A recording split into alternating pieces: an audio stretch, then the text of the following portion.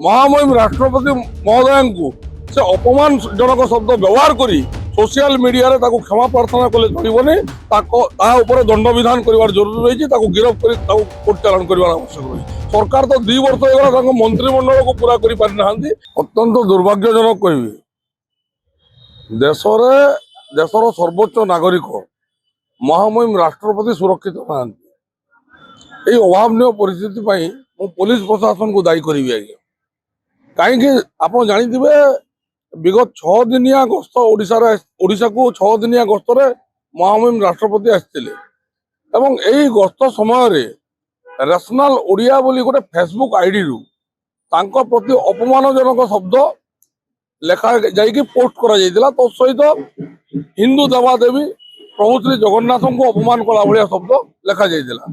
अत्यंत दुर्भाग्यजनक कहबी यह नुआ घटना नुह से आईडी रु बारंबार हिंदुत्व विरुद्ध एवं हिंदू देवादेवी विरुद्ध अपमानजनक शब्द बारंबार से आईडी रु पोस्ट करा जाउची।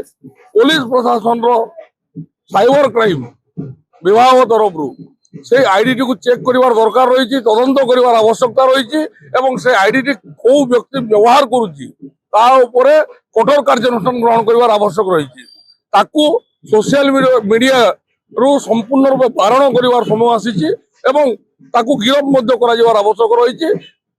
से 2 दिन तले जेतेबेले सबुआडे एई घटनाटी चर्चार परिसर को आसला से सोशल मीडिया रे क्षमा प्रार्थना करिछि किंतु लज्जा लागिबा कथा देशर सर्वोच्च नागरिक महामहिम राष्ट्रपति महोदय को से अपमानजनक शब्द व्यवहार करी सोशल मीडिया रे ताको क्षमा प्रार्थना कले चलबनी दंड विधान कर जरूरी रही गिरफ कर कोर्ट चालान कर आवश्यक रही।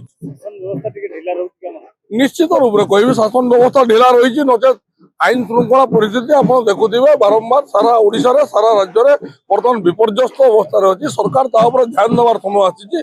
सरकार तो 2 वर्ष होगा मंत्रिमंडल को पूरा कर पारि ना।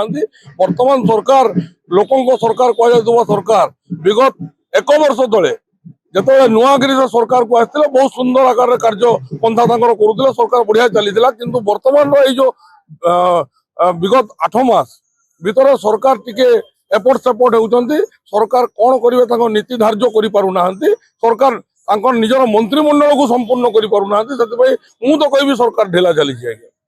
जदि आपंक आम भिडी भल लगा तेब आम चैनल को लाइक शेयर और सब्सक्राइब करने को जमा भी भूलु नहीं।